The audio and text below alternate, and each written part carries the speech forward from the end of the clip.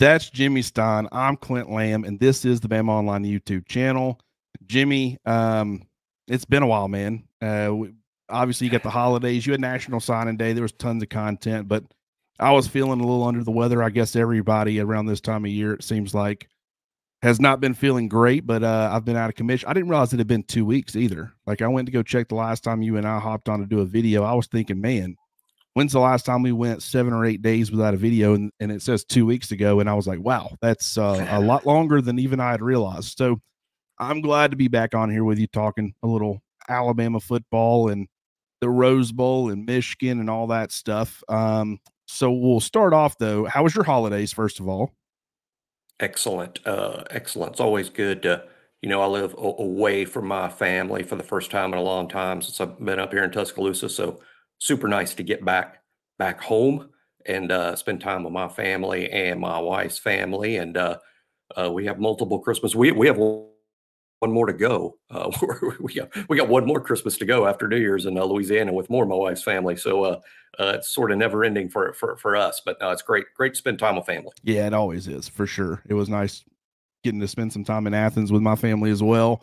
It was unfortunate that I was feeling under the weather. Yeah, it's The bad whole timing. yeah, it was poor timing, but I ended up feeling well enough where when Christmas Day and all that stuff rolled around, I was pretty much good. Outside of a cough. I can't stand the coughs, man. It just causes so many issues, and no one wants to be around you in public. It's like I can't go out. I mean, anyways, we're not here to talk about sicknesses or Christmas or any of that. So that's great. Those are for different podcasts. We're here to talk about Alabama versus Michigan in the Rose Bowl. Haven't really had a chance to talk too much about it. Now we're only days away. I mean, we're sitting here on Thursday, and I will say, with the fact that Christmas and where it fell, getting back home to Birmingham and trying to get back in the groove of things, it's just my internal calendar has felt very off. It doesn't feel like Thursday, even though, as you pointed out before we hopped on here, Thursday is the Tuesday in this scenario because the game's not until Monday when it would typically be on a Saturday. So it's as far as getting content out and when would be the best time to post it, it's been kind of crazy, but such a fascinating matchup. And I think the more I've dove into it, the more fascinating it's become because I feel like these teams are this is one of the harder games that I've ever tried to predict for Alabama. And I don't know about you, but we'll go ahead and get started. We'll kick it to you. And what are your thoughts as you've gone through the process of evaluating Michigan, trying to figure out where Alabama's at? What has been your kind of feel for how you think this game could potentially play out, or what are some things that have stood out to you? The reason I find it particularly hard to predict, Clint, is I know Michigan's good. I know they are. I mean, there's no question they are. And I'm not talking about simply because some national people picked them to win the national championship. Some national media types picked them to win the national title before the season even started. They were in the playoff in 2021 and in 2022. And some people thought this was Harbaugh's most experienced, best team he's had since he's been there. They've got a quality quarterback. I know they're good. And then you look at the scores of their games and you once again realize this is a good team. They won all of their games, and most of the time they won their games handily. This is a really good team. But then the difficult part for me, Clint, is when you break down who they've beaten, it's hard to convince yourself that they're great because they really haven't beaten many good teams at all. I've mentioned this on the message board on the roundtable at BOL multiple times. I think on 3 different occasions now. I have listed the quarterbacks they have beaten. And I'm not trying to dog anybody. That's not my style. I would never do that to anybody. That's not my intent when I do that. But it's such a display of literally who are these guys? I mean, no names, to be frank. I mean, they've beaten mostly no name quarterbacks. The best quarterback they've played all season long is Talia Tagovailoa, who's a good player. I'm not dogging Talia, certainly. Good player. But for a team playing in the playoff, a team that won the Big Ten, would you normally say the best quarterback they faced in 13 games is Talia Tagovailoa, who's probably would be an undrafted free agent in the draft? Um, it's very difficult to look at this Michigan team and know exactly who they are and exactly how good they are. Whereas the Alabama team, well, of course, we're going to say this because we watch every second of everything they ever do. We kind of know this Alabama team really well. I feel like even after 13 games, I don't really know the Michigan team at all. Yeah, that you hit the nail on the head. And there's so many different ways. Like it's the non-power five out of conference game. They didn't have one. It's the fact that their schedule overall has been, it towards the back half of the season. I mean, when you play a top 10 or 11 Penn State team, you play Iowa, who I think's only dropped one spot to number 17. You play Ohio State, who is number 7 right now, was a college football playoff contender.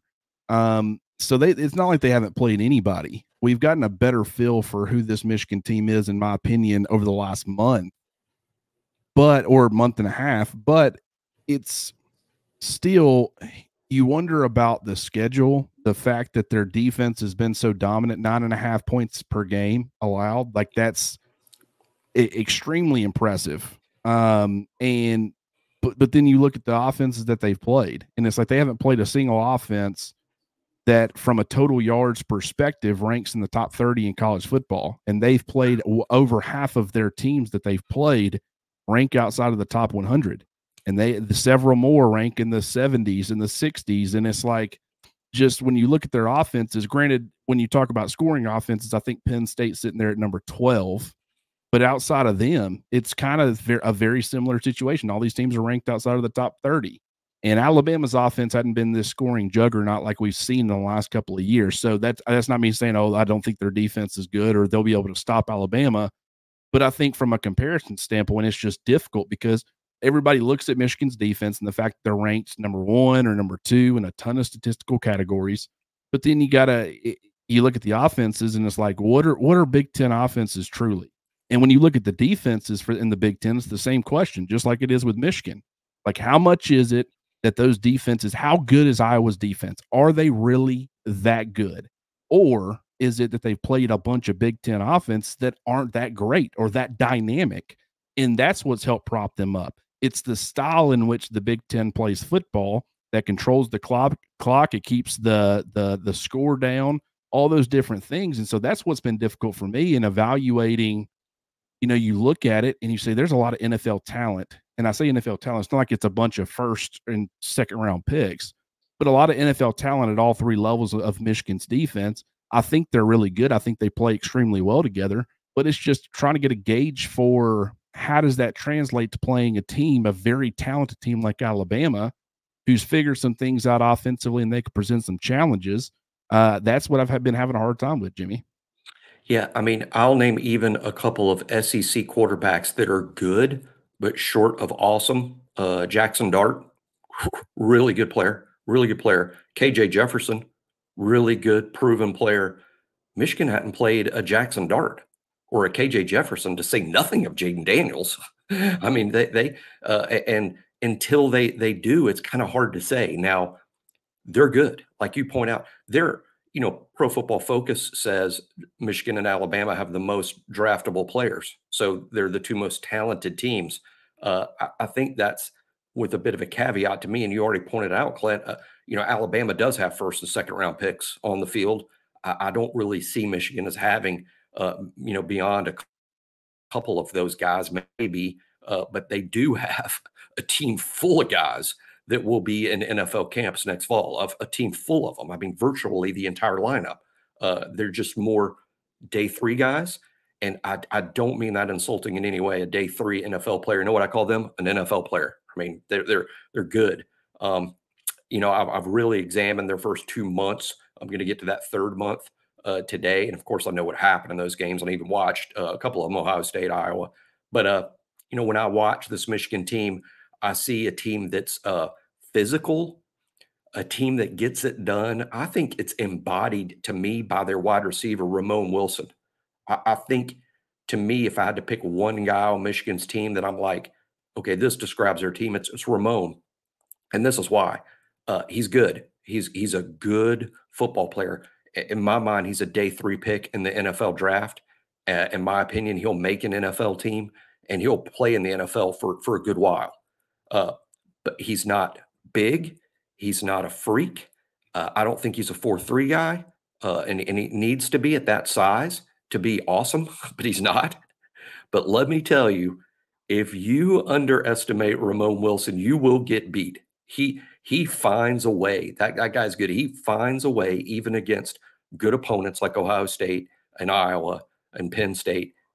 He's a good football player. In fact, I don't think Alabama's played too many wide receivers better than him. They played a handful, certainly, the Malik Neighbors types.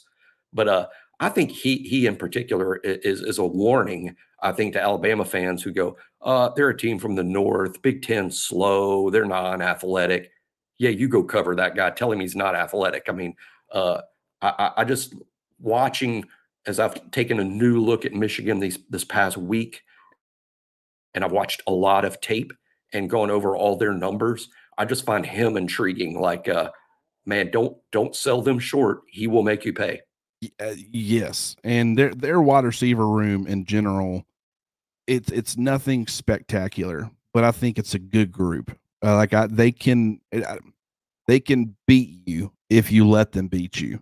Their tight end room is one of the better tight end rooms in the country, and I think it's really interesting that Alabama played Georgia in the SEC championship, and now they're playing another tight end room. Now, granted, Brock Bowers was not 100%, but he's also just a different caliber player than anything Michigan's got at the position. No one even comes close.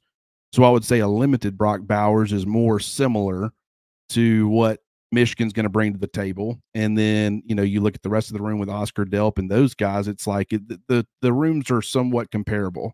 And so I find that interesting in the way the personnel usage that Michigan's going to use as far as using 12 personnel, getting a couple of tight ends on the field. They're going to want to bang between the tackles. They got that thunder lightning with Blake Corum and Donovan Edwards, where it's like, Corum's going to be your hammer, very physical, going to be a goal line monster. He's going to rack up touchdowns. He's going to convert in short yardage situations. And that's something that I think is pretty important for Alabama's defense, is don't allow Michigan to live in second and shorts, third and shorts, and allow them to keep their playbook open. What you want to do is put them in longer, second and longs, third and mediums, things like that, and prevent Blake Corum from being able to do what he does well, which is convert the short stuff. And so that's an important piece of this. But then you got Donovan Edwards, who was last year, he was their explosive player when Corum went down. The amount of explosive plays that he was able to generate was pretty spectacular. This year, I think he's only got a couple. It's been kind of bizarre, but he's still capable of that at any moment. And he's a big part of their passing game. And that's something that Alabama's linebackers and safeties and stars are going to need to keep an eye on. But the offense for Michigan, it's a good group. I think Zach Zinner going down, an All-American guard, that certainly has affected things. They kicked their right tackle inside.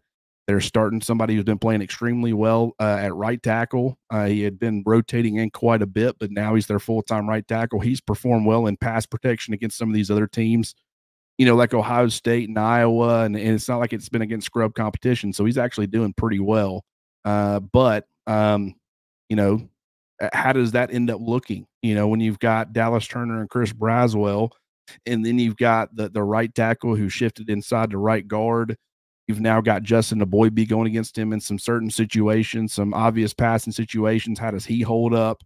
How does the run game? I think one of the things, anybody that's previewed Michigan, I can almost guarantee you, I haven't listened to a ton of it. But the things that I have listened to, I guarantee you this is a common theme amongst everybody, is how well is Michigan able to run the football? Because how well they do on that front will dictate pretty much this entire game. If they're able to do that effectively and they can play off of that defensively, they keep the defense off the field, give them plenty of breaks, play J.J. McCarthy off of that, all these different things, that bodes extremely well for Michigan. And if Alabama can stop the run, put them in bad situations, make J.J. McCarthy throw the football. And I think he's a better player than a lot of people give him credit for. I don't think he's been healthy. I know he hadn't been healthy since the Penn State game. and that's affected not only his mobility, but also his ability to step into throws and drive the football and things like that. I think he's a better player than he's been given credit for, but I still don't think he's that guy where he's going to be comfortable with the game being put on his shoulders. So how much is Alabama able to do that, or how much is Michigan able to run the football and things like that? I think that's a huge part of this game, Jimmy. Yeah, I think JJ McCarthy's really good. He's a pro football player to me. He's very accurate when he's healthy. He's a really good passer, but he's not as dynamic as Milroe. There's not a track record with that deep ball, nor is there a 4.40 there. I mean, so he's not as dynamic as Jalen, and I wouldn't call McCarthy a playmaker, but what he is when healthy, highly efficient.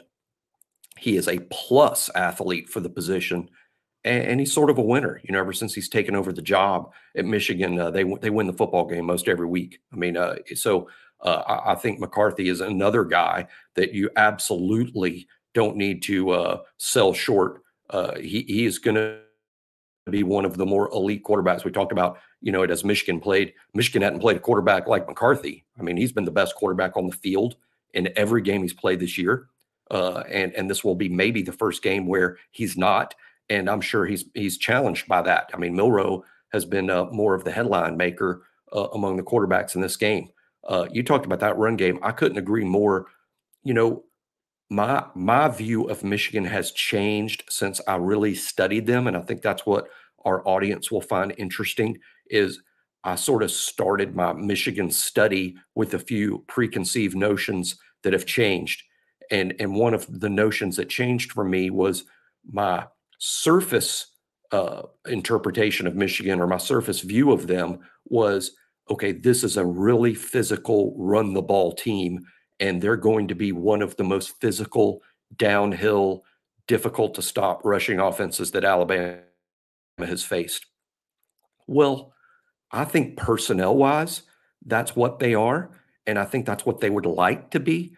But honestly, it's been a bit of a struggle for them running the ball. Not a struggle in the sense that, well, there's another game where they didn't crack the 100-yard mark. That's not what I'm talking about at all. I'm talking about what you referenced in that last year, Donovan Edwards was hitting home runs like Aaron Judge. Last year, Michigan was running for 300-yard games. Last year's 300-yard game is this year's 200-yard game. I mean, 200 yards has been kind of a not every week thing for them, despite the schedule they play. I think they want to be physical, downhill, 12 personnel. We're going to hand it to Corum and you can't stop it type team. They've been stopped at times. Corum, who's good, definitely a good player. To me, he's more of an 80-yard a week back, not a 100-yard a week back. Now, he's cracked 100 yards a couple times, but generally, Blake Corum's rushed for about 80 yards in a game, and Donovan Edwards has been even less effective. So Michigan wants to run the ball, but they've struggled a bit, and they haven't hit many home runs. And in describing Michigan that way, I think I just described Alabama. Alabama would like to run the ball with 12 personnel and be super physical and tell you, hey, we're gonna run it off tackle here to Jace McClellan. Good luck stopping it. Well, guess what? They get stopped a lot. Alabama has not dominated the opposition running the football, and I think they would like to. And I think both teams are going to come into this game wanting to establish the run. It just won't be easy. I think you're 100% correct once again. And that's the thing. Okay, this is how I'll put it. Alabama has played a J.J. McCarthy this season. They've played a quarterback who can throw the football effectively, who's got some mobility. Jackson Dart's one of those guys. How Ole Miss plays offense is drastically different than how Michigan plays offense. So it's like, that's why I say to keep J.J. McCarthy in his comfort zone, to keep that offense and really that team in general in their comfort zone, they need to establish their own lead. They need to be able to control the line of scrimmage, play good defense, run the football effectively enough, and then you can play J.J. McCarthy off of that. But Alabama has seen that caliber of quarterback. Michigan has not seen a caliber of quarterback that the caliber of athlete, the quarterback position especially, that Alabama brings to the table with Jalen Milroe. I mean, it's just And when you look not only at his athleticism and the fact that he's a dynamic athlete, but also you look at the fact that he has the complementary vertical passing game. He's figured some things out with the short to intermediate stuff. I think he's still spotty, and the consistency factor is not there in that area, but he can do enough where he can take advantage. I don't think any quarterback that Michigan has played up to this point has had mobility. You look at Leah Tungavaloa, you look at Kyle McCord. These are guys who can generate some on the ground. They can extend some plays. I think Leah's ability to create is the closest thing that Michigan has seen to Jalen Milroe's ability to create. But at the same time, you aren't threatened by Leah's ability to run the football like you are Jalen's. So it's difficult because it's kind of like when Carson Beck in the SEC championship going in. The big thing that I said was Carson Beck up to this point, he has not been made uncomfortable. No one has pressured him consistently. Maybe Missouri to a certain extent, but no one has been able to consistently do it, get him out of his game, get him off his game, and try to make him beat you in other ways. And it's the first time he had really seen it to that degree, and he was affected by it. He didn't play a great football game.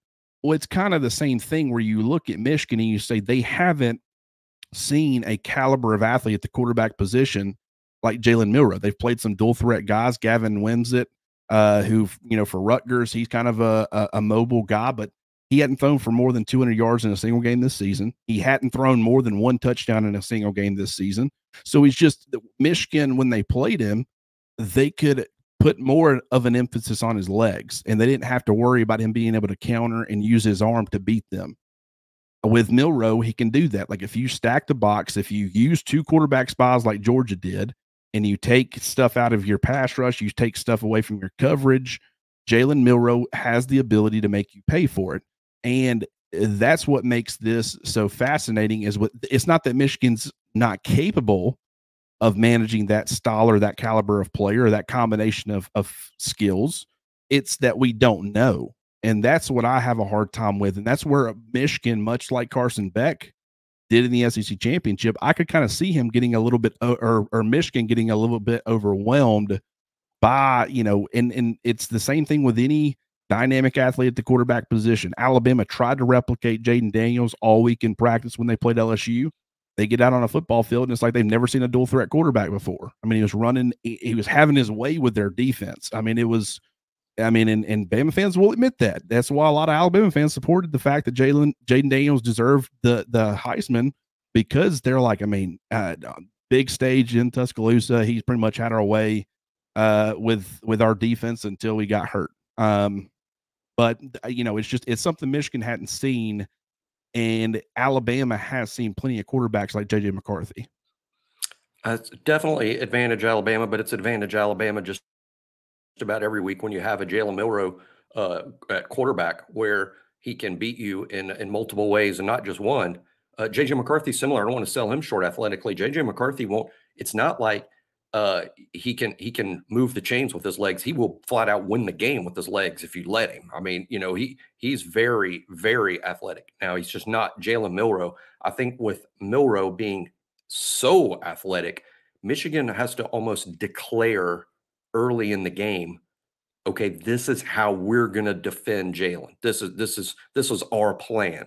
And then at that point, Tommy Rees has time to say, okay, now we understand Michigan's plan. So this is what we're going to do to adjust.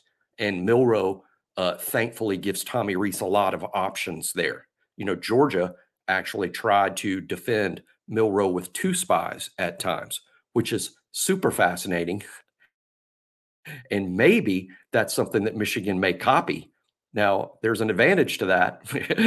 There's an advantage, obviously, when you're putting two guys on the quarterback, someone's open, and it's going to be on Jalen to find that guy that's got one-on-one or one-on-zero coverage somewhere. And, we're going to spend a lot of our time, Clint, this upcoming offseason talking about Jalen's offseason and the things he can do to improve. And it starts with, I think, he leaves a lot of plays on the field.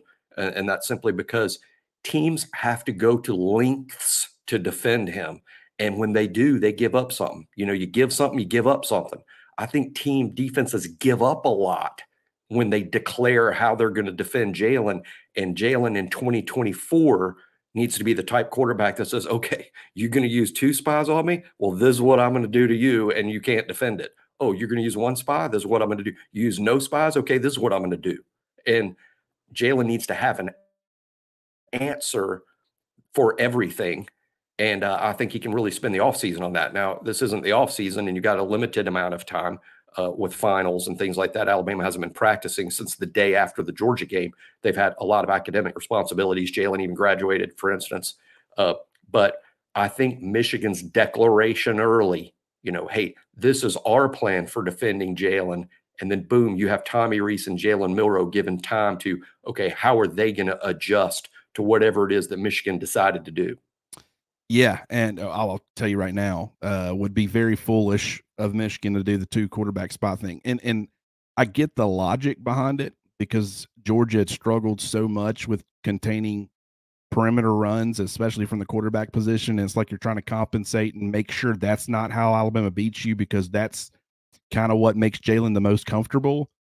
But just watching how he was able to adjust, which isn't overly surprising. I mean, when he's got all day in the pocket because you're not sending enough guys, and you're not compensating for that by having enough guys in coverage, overloading the coverage and not giving him anywhere to go with the football, that's a bad combination. Jalen Milroe is a much more capable passer than I think Georgia gave him credit for. And I'm not saying that they didn't respect him as a passer, but it's like any quarterback halfway decent. If you don't have the numbers in coverage and you don't have the numbers forcing pressure and forcing him to make decisions and things like that, he's going to pick you apart. And I mean, granted, I think he got overwhelmed a little bit just because he did have his legs taken away. But there were so many opportunities presented elsewhere that it was almost impossible for him not to take advantage of it. And I just think that Michigan, they're probably going to take more of the approach of we want to put pressure on this guy. And one thing I will say about Michigan's defense is they've been able to apply pressure without sending a lot of blitzes. Like, they don't have to get creative in how they do it. They don't have any dominant pass rushers. Like, they don't have anybody, like they don't have a Dallas Turner or a Will Anderson or even a Chris Braswell, in my opinion. Guys who are high NFL caliber pass rush, players. But what they do have is they have a bunch of really, really good pass rushers.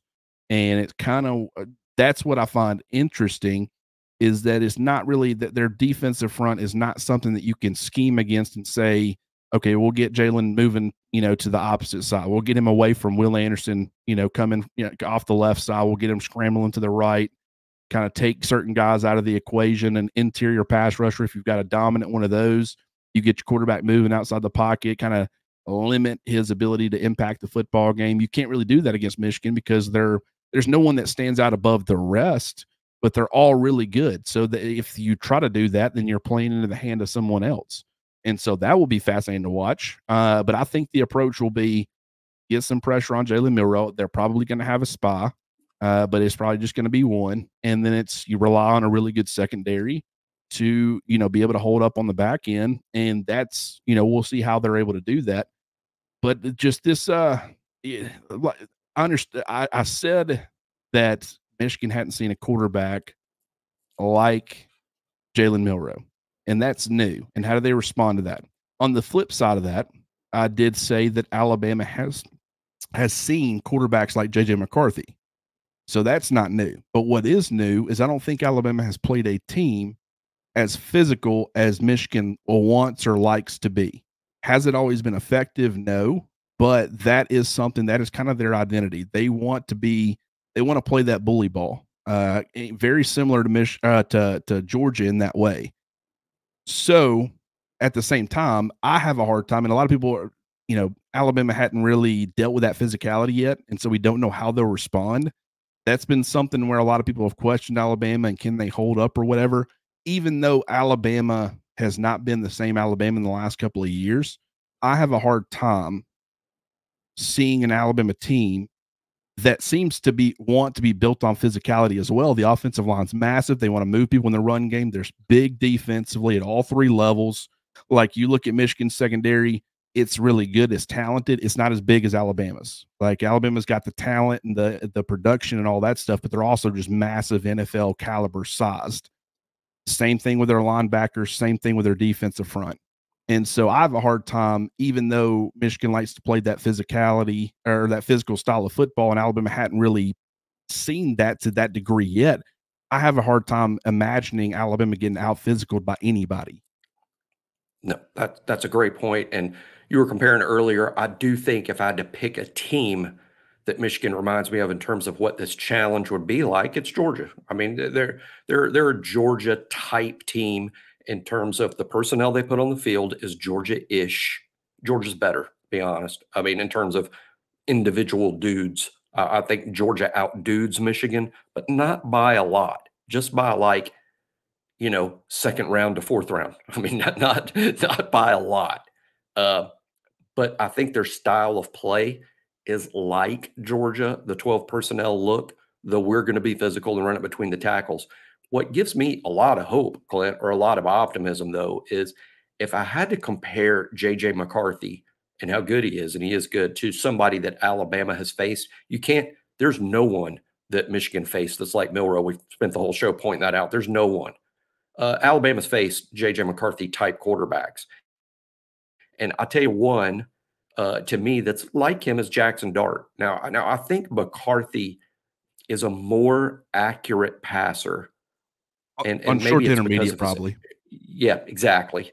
And I think he's probably, from being a little bit older, maybe Dart will be McCarthy next year. I can sort of see that happening.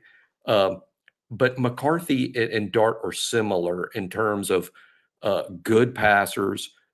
McCarthy, again, better short and intermediate. Maybe Jackson Dart might be a little bit better at taking deep shots. But Jackson is also very athletic. He'll rush for 100 yards on you. He's had 100-yard rush games in the past at Ole Miss. Ole Miss has a quality back in Judkins that's similar to Blake Corum. I think Judkins, when healthy, probably a little better than Corum when he's healthy. So my point being is this: Alabama did a great job on Jackson Dart. Dart didn't do much. There's a lot of Alabama fans listening out there going, I didn't think much of Dart. That's because you saw Alabama play Dart, this year. And Alabama, I think, probably in terms of holding Ole Miss to 10 points, that may have been the high point of the season for Alabama's defense in terms of, wow, you held Ole Miss to 10. And so Alabama has faced a McCarthy-type quarterback, a good passer who's also athletic, who has a good running back. Can't ignore the running back because you're worried about the quarterback. Alabama did such a great job on Dart. I feel like Alabama's well prepared for taking on McCarthy. To me, the question defensively, and me and you love this stuff, gets into the weeds just a bit. But Alabama is primarily a nickel defense. I mean, that's what you see Alabama in almost all the time. Almost 80% of the time, Alabama is in nickel. And keep this in mind, people, or some people can get a little off here. You don't line up defensively to force the offense to do something. Your defense is reacting to how the offense lines up. I mean, if Michigan comes out in four wides, then Alabama's going to be in dime. If Michigan comes out in two guys in the backfield and a tight end, Alabama's going to be in regular. Alabama's usually in nickel as a response to how the other team lines up. And when the other team lines up in a way that gives you some options, Alabama usually chooses nickel. If Alabama's got, well, we can do a couple things here, Alabama's going to choose nickel almost every time. So to me, a great question is Michigan with their 12 personnel, similar to Georgia, but with even more of an intent to run it. And without a Brock Bowers, without a dynamic slot guy, how is Alabama going to defend that?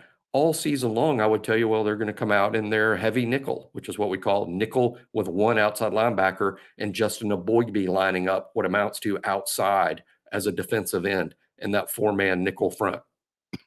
Well, in this particular game, Clint, we might see, and this is what intrigues me, for the first time all year, Alabama come out in regular base defense, which is, three defensive linemen, two outside linebackers, two inside linebackers, a front seven with Alabama's standard 3-4 as a response to Michigan's 12 personnel, and we're going to run the ball, and there's not a dynamic slot receiver that keeps you up at night like Georgia's got, which forces you into nickel.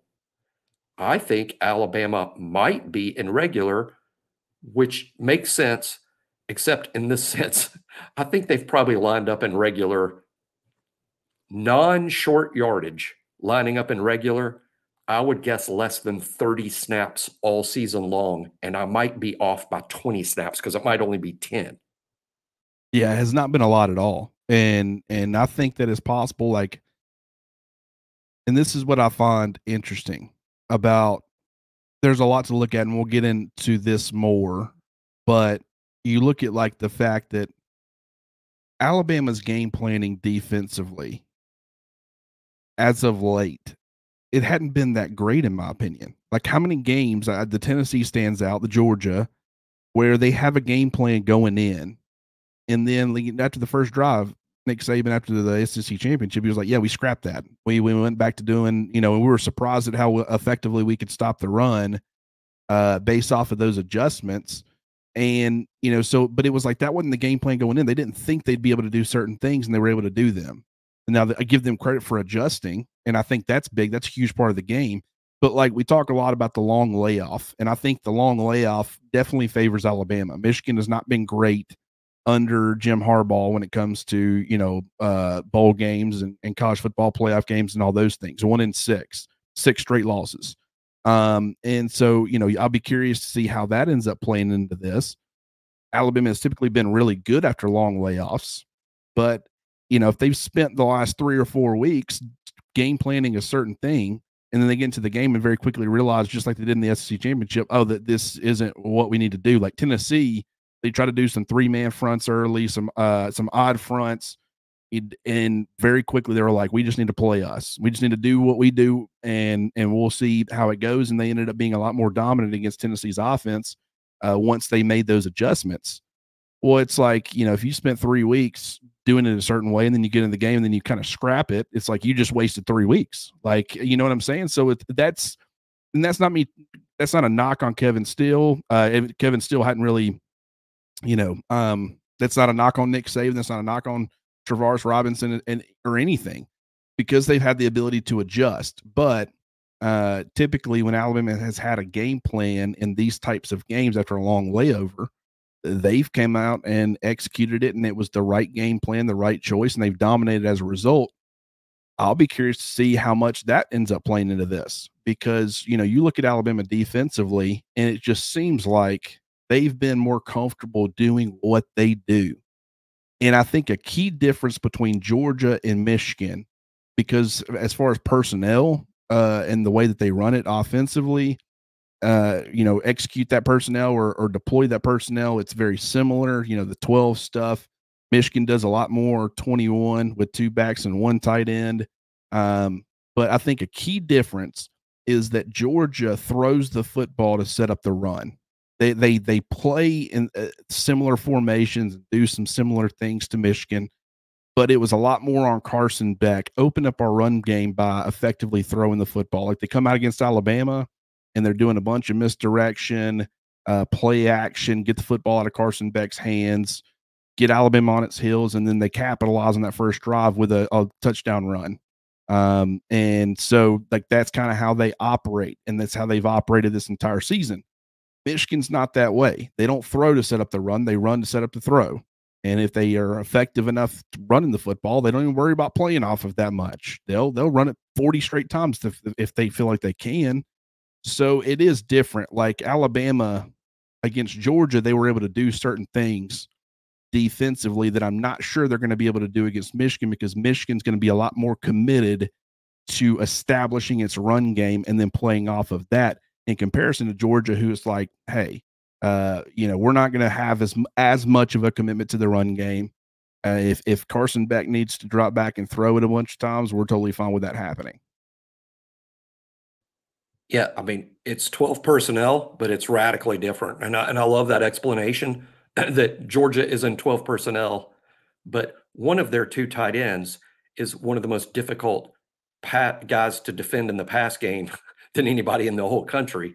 Whereas when Michigan's in 12 personnel or 21, that extra, the 2, whatever the 2 is, whether it's the second tight end or the second back, I mean, that guy isn't a dynamic Brock Bowers. He's probably out there to block you and put somebody on their back. So Michigan is going to run the ball, period.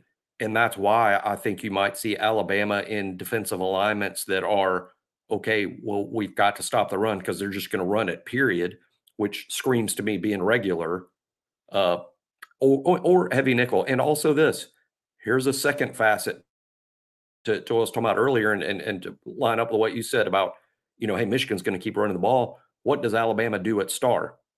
They've played three different players lately, regardless of health having nothing to do with it. Based on matchup, Alabama has changed who the star has been. It's usually Malachi Moore. Sometimes it's been Caleb Downs. When Alabama gets very focused on stopping the run, it's been Caleb.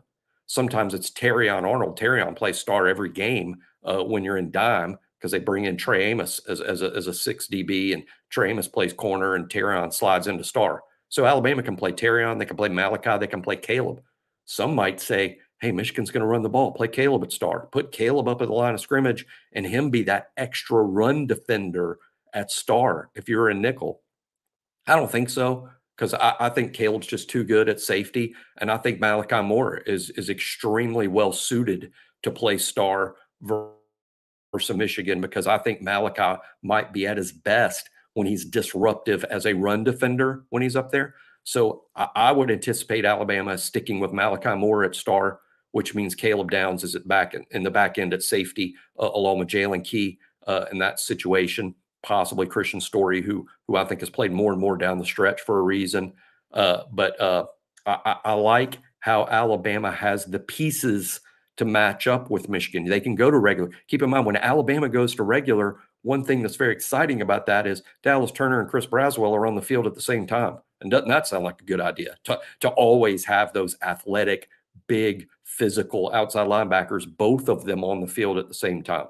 Alabama can move Caleb Downs to star, or they can keep him in the back. And if they keep him in the back, they still have a physical presence at star in Malachi Moore. So I like Alabama's defensive personnel a lot. And if this game is a race to what I think ultimately is a score that can win this game, and I think that score is 27. I mean, I do. I think if Michigan scores 27, they're going to win this game, in my opinion. If Alabama scores 27, they're going to win the game, in my opinion. It's a race to 27, and I think Alabama has the right defensive pieces to defend Michigan and what Michigan wants to do. And if Michigan's going to win this game and get to 27, I think they're going to have to throw it more than their usual or more than they're comfortable throwing it. And that's so fascinating that you bring up the Caleb Downs thing, because we talked about that being a possibility against Georgia. But in hindsight, the personnel you thought would dictate that, because that's something that Alabama has kind of liked to do, and Georgia was running the football a lot more effectively. And so you thought, just to ensure, put the game on Carson Beck's shoulders, they might put an emphasis on stopping the run. And then, very quick, and they did early on. And then they're like, screw it, this isn't working. They're running the football anyways. Let's go 2 high looks. Let's go, more, 40 fronts. And they were able to stop the run game effectively. And I think that was surprising Alabama. And it's like I said before, I don't think they're going to be able to do that against Michigan, though. They ended up leaving Caleb Downs at safety and playing Malachi Moore at star. But was that because of the way, even though Georgia personnel-wise operates, they still like to throw to set up the run? So Alabama didn't feel this need to stop what they do primarily, they didn't. The run's not their primary goal. Georgia's offense, and so maybe Alabama didn't feel the need to make that switch. Does that mean it'll continue to be the same way against Michigan? Maybe, or maybe not. Like, the fact that Michigan is going to want to run the football, and that's how they establish their offensive identity in games and control clock, keep their defense off the field. Then their defense rewards them by, they're playing limited snaps and they get long, sustained drives on offense that keeps them off the field. They reward them by putting their offense in favorable situations, whether it be with turnovers or, pinning a team back deep, as far as, creating some negative plays early in drives, making them punt from deep in their own territory, things like that. So what is Alabama like to do? Do they play Caleb Downs at star, or do they leave Malachi Moore there? Even though I think this matchup would lend itself more than the Georgia matchup did as far as playing Caleb Downs at star, there's a part of me that's like, just leave it alone. I want to see Caleb Downs being that alley defender. I want to see him get some room to run and roam and move him around, make some plays. I think that adds a different wrinkle to Alabama's defense. And as good as I think Malachi Moore is, I think he does not provide that from the safety position. I don't think Jalen Key provides that from the safety position. But I do think you get effective play out of the star if it's Malachi Moore. And he's a good enough run defender. In fact, I would probably say he's a better run defender than he is a cover star. So it's not like you're sacrificing a ton. Now, if Alabama's struggling from the star position to stop the run and they feel like they could get more out of Caleb Downs, that might be something that they make. They might have been playing them both there and kind of rotating them. And then they end up shifting, and then Caleb Downs becomes a lot more of the full-time guy star in this particular matchup. I don't know, but that is a conversation worth having, because originally I kind of scrapped the idea based off of what I saw against Georgia. But really, if you look at it and you analyze it, it's like, it just the fact that Michigan wants to run the football, that's their primary goal offensively. That could be the difference that does in fact make Alabama change or make that switch.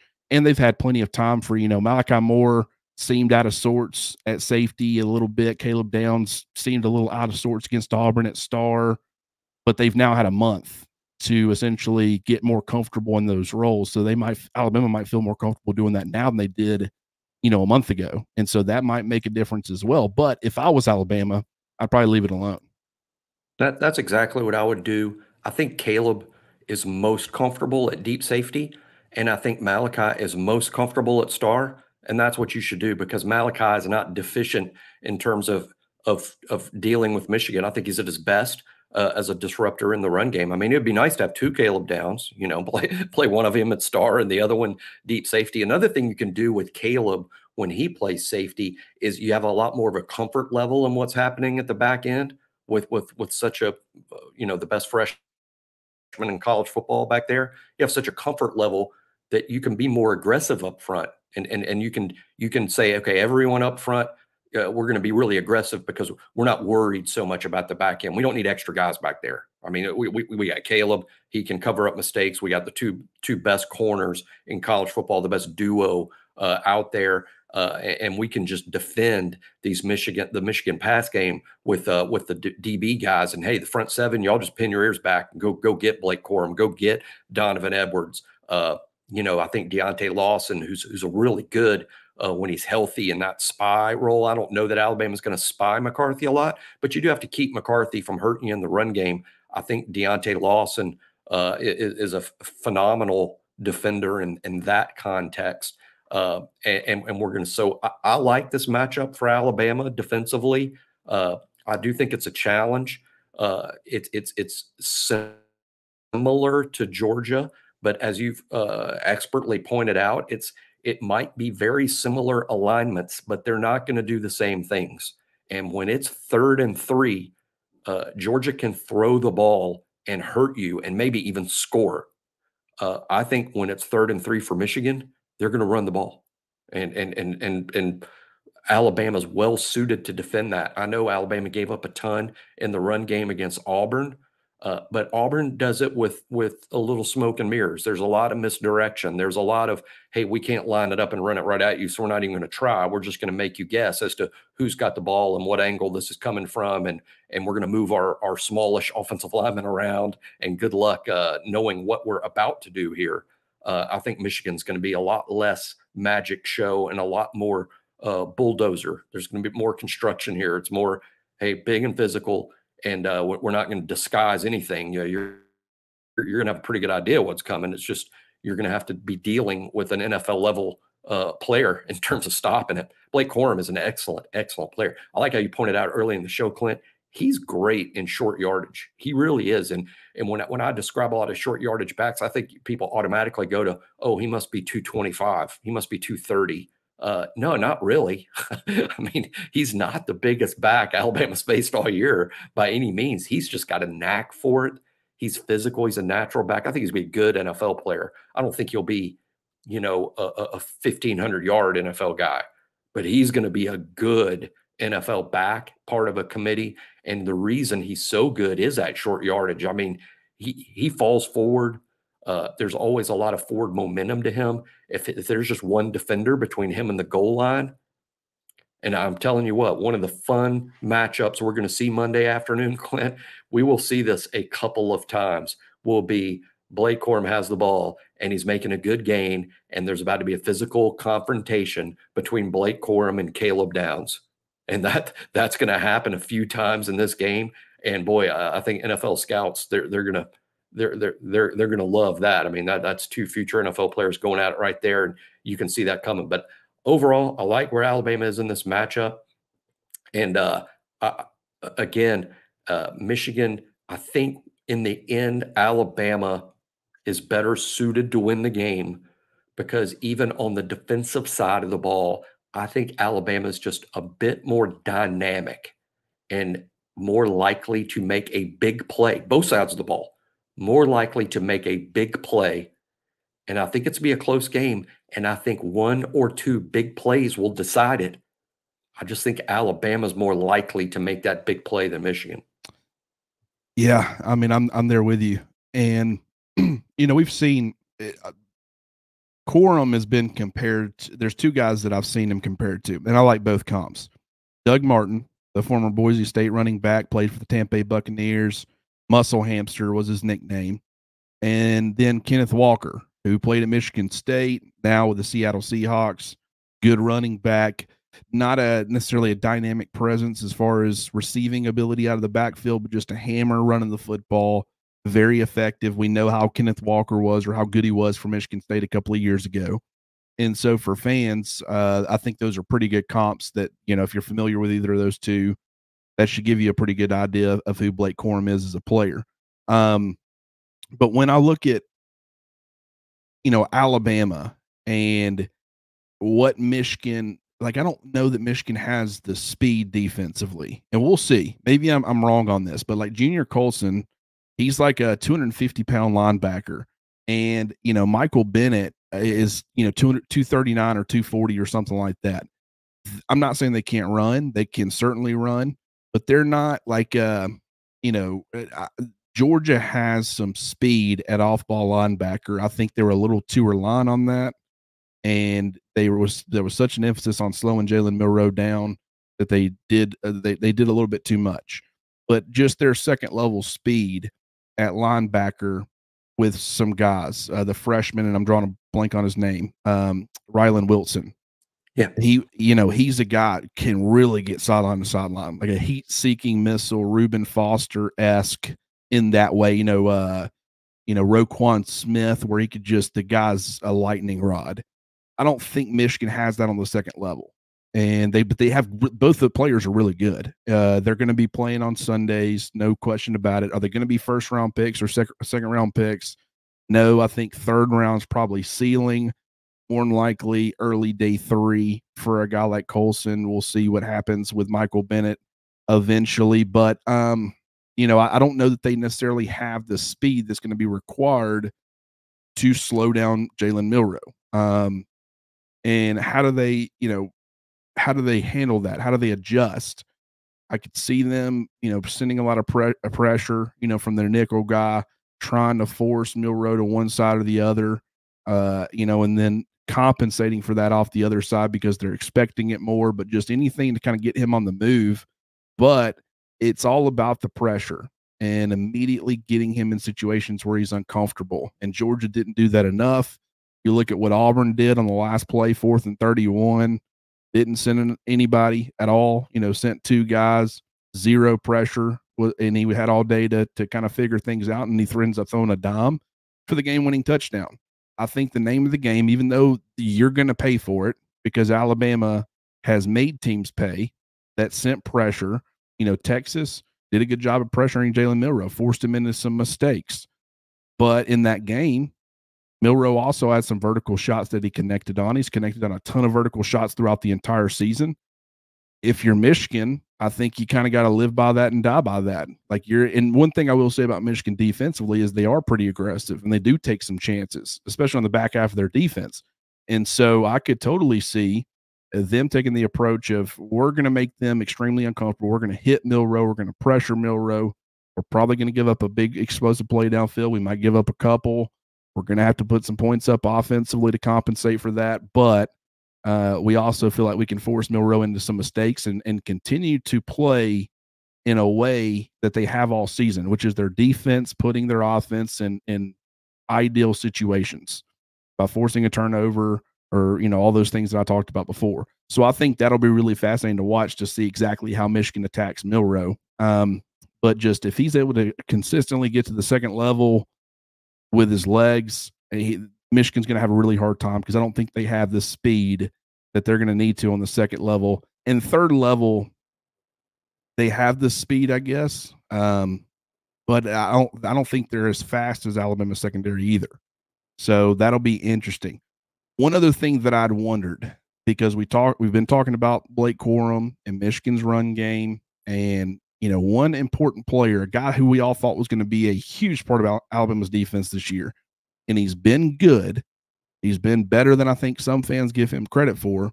But one guy who just hadn't made the impact that we were all expecting is Jaheim Oatis. But we also don't know. I don't think he's been healthy. Nick Saban hadn't come out and said he's not 100%. He's mentioned, no one's asked Nick Saban. We got the updates on Elijah Pritchett and Jace McClellan and all these other guys yesterday, but nobody's asking about Jaheim Oatis. It's just it hadn't really been. He missed some time early in the year. He's worn a knee brace. You've seen him on a pitch count. It's like I don't think he's regressed to a point where he's not a huge part of Alabama's plans. I think it's health related, but that's speculation on my part, and I want to admit that. But if it is health related, it could be a situation where he's not ever going to be 100% until the off season. He maybe has some sort of minor surgery to fix something, and then he heals back up and he's back closer to full strength in the spring. Maybe it's the summer, maybe it's next fall. But either way, it also could be a situation where this month off essentially really ends up helping him, and he's closer to 100%. And if he is, how big of an impact do you think he could end up having on this game? Because I think he's got some interior disruptive traits as far as a pass rusher, a little bit, but he's more of a run stopping guy. And so, this style of offense that Michigan brings to the table, I don't think we're talking enough about the potential impact that a guy like Jaheim Oatis could have. No, I love that. When Jaheim's out there, it's almost sort of like having two nose guards. When you have Jaheim and Tim Keenan, I mean, in terms of stopping the inside run at the point of attack, I think Keenan and Oatis are similar in that way. Keenan's a bigger guy now than Oatis, but I think, in terms of Jaheim's season, why it hasn't gone like some may have anticipated is, gosh, during our long spring and summer breakdowns, Clint, in terms of like when we talked in depth about what the defense is going to look like, all of our projections included Tim Keenan. We didn't have him as the starting nose guard. We had Jaheim Oatis as a starting nose guard.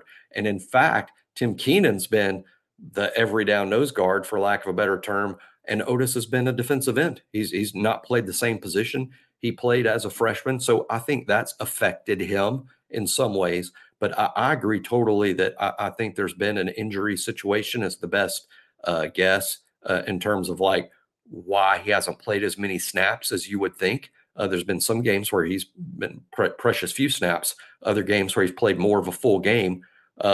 And believe it or not, people, the production, he's actually been more productive this year than last year, but you would expect a defensive end to make more plays than a nose guard. And, in that sense, Jaheim has made plays. I think Jaheim is another example, Clint, of why this Alabama team is sort of well suited to defend a Michigan and what Michigan wants to do, because Jaheim Oatis is such a natural run stopper and not a nose guard.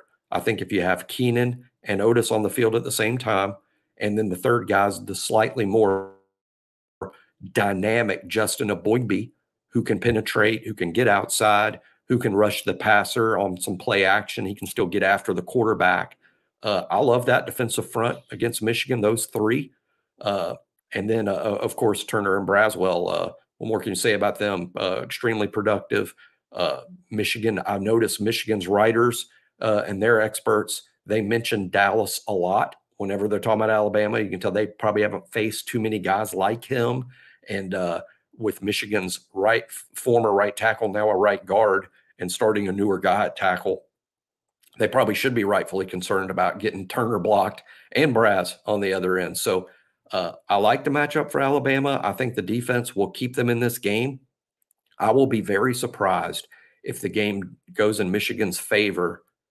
If me and you in the post game and the post mortem when it's over, if me and you are saying, "Gosh, Alabama's defense just didn't hold up against that bunch," I will be surprised. I won't be shocked if we're talking about some offensive deficiencies that lead to a bad result. That won't shock me. I'll be disappointed. It's not what I'm expecting. But I think if Alabama comes up short, it's probably more likely from offensive deficiencies. I think the defense is going to show up, and I think the defense is going to keep Alabama in the game. And all the defense can really do in 2023, Clint, is keep the offense to a score that the offense can top. Hold them to 17, hold them to 20, hold them to 21, and then the offense better score more than 21. In this day and age in college football, you better score more than 21 or you're not going to win the game. I think Alabama's defense will hold Michigan to a point level where you can expect the offense to win it. Doesn't mean they will, but I think you could expect the offense to score in the mid to high 20s and win the game. Yeah, and with Jaheim Oatis, just for me, he's continued to lose weight. Like he went from 340, 335, 340 last year to he's down to close to he's like 305 now or 310 or it's maybe even a little lighter than that. And it's like he didn't do all that to play less snaps. Like that was kind of the benefit of dropping the weight, is that he could be more flexible or versatile in the way that you can use him. You can play him out there at defensive end a little bit more. But, the biggest benefit was that he would be in better condition to hold up on more snaps. And the fact that he's not playing more snaps, to me, is one of the telltale signs that, he's not 100% healthy. And, I think Tim Smith playing good football this year and kind of, to a certain extent, taking that next step certainly helps. And it might have played into this a little bit. But I think more so you would be seeing more of Jaheim Oatis if he was 100% healthy, and maybe he will be for this game. And if he is, I don't think we're talking about enough about his potential impact, because we talked a lot about him in the offseason. He hadn't been healthy this year. I think he's been very limited, and he still played some pretty darn good football at times. And so just what could he be with 3.5 weeks off to rest up and get closer to 100%? And if we see the same role and we see the same guy, I'm going to just adopt this idea that more than likely it was something that just he needed the offseason. He needed to get to the offseason to correct whatever issue he's having. And once again, that's just assumptions. Let's not go running with this idea of, it's a confirmed thing that Jaheim Oatis is dealing with an injury, but it's just something to keep in mind. The last thing I want to say about this game, Michigan's deep. They're deep defensively. Their defensive line rotation, especially, very, very deep. And that's what makes them different than a lot of teams that Alabama has played. How do you counter depth? Tempo. And Alabama, they've run some tempo, but I could see them doing a little bit more of that in certain situations to try to keep Michigan's depth off the field as much as possible and prevent the rotation. Now, granted, they can do it more on a drive-by-drive basis. But if Alabama can have some long, sustaining drives, I think that's where really you can start to use some tempo, prevent them from subbing, and then getting them more down on a particular drive. On the next drive, you'll probably see a fresh new set of guys, and so the other guys will get some breaks. And I don't think you're going to reach a situation where you keep any one particular group or player on the field too much and he's exhausted by the end of the game.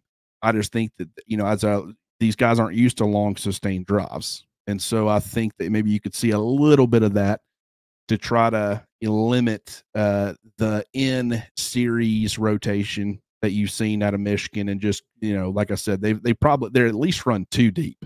And in some spots, they run 3 deep. And so it's just a matter of trying to limit that in whatever way possible.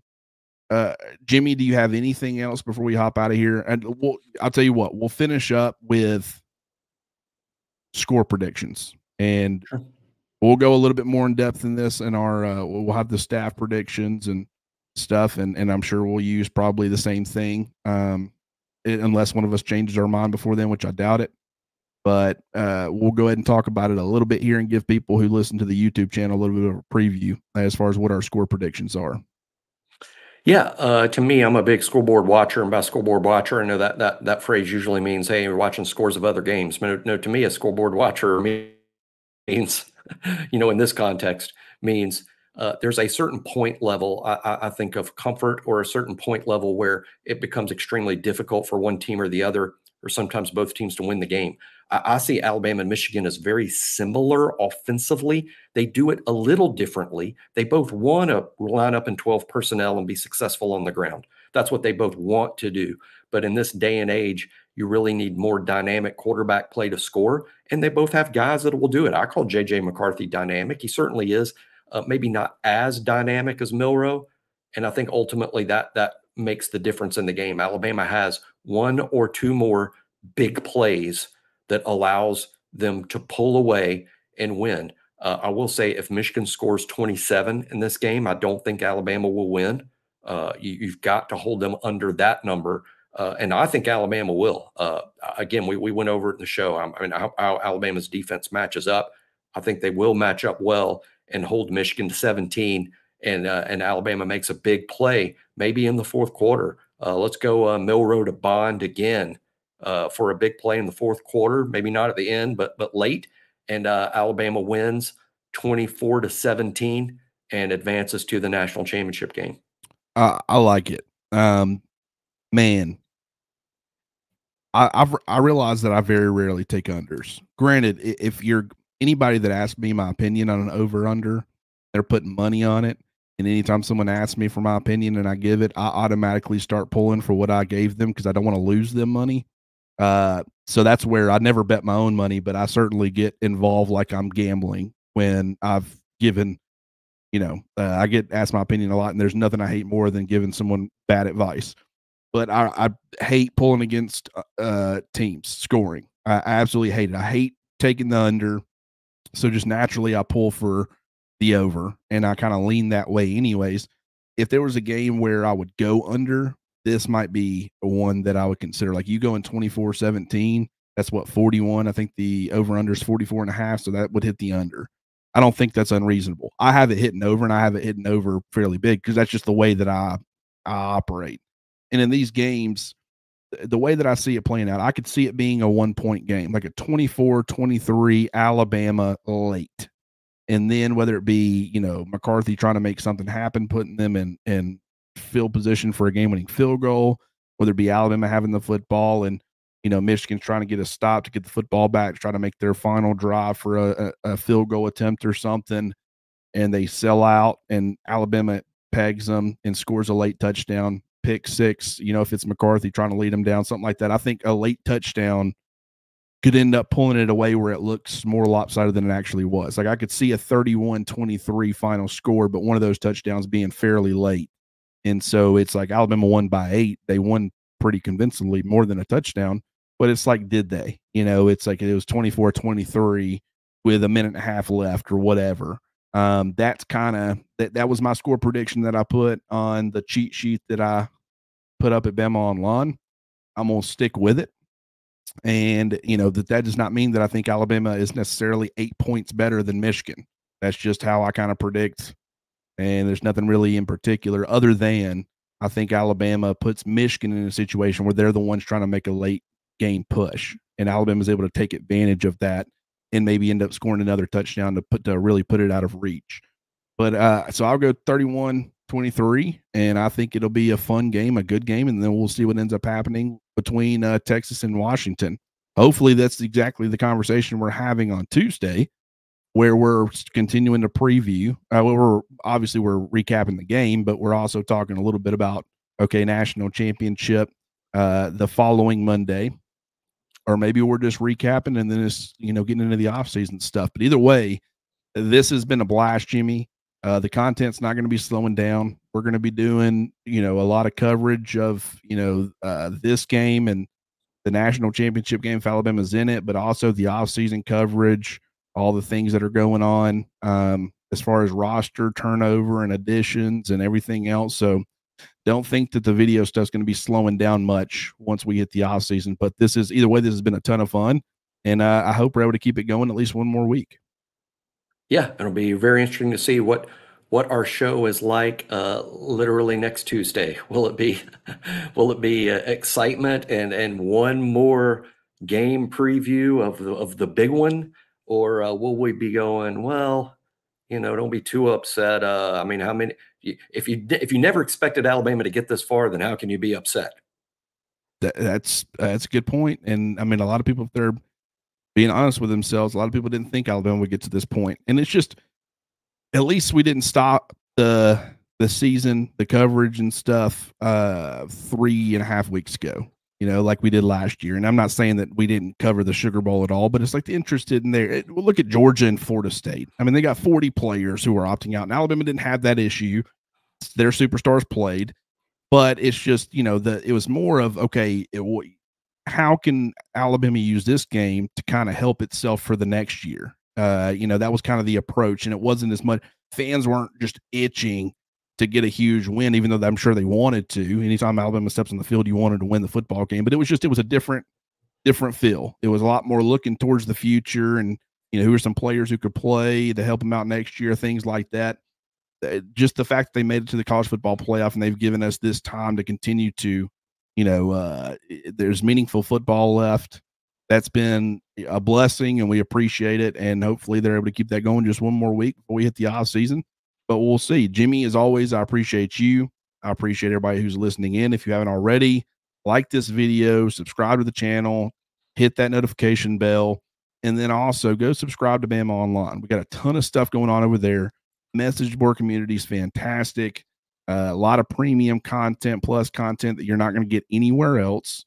And also, just you got the basketball team and everything else going on. And so there's a lot going on. It's a great opportunity and a great time to be joining up with BOL. Great staff over there. Love being a part of it. And Jimmy, once again, I appreciate you, and we will do this again soon.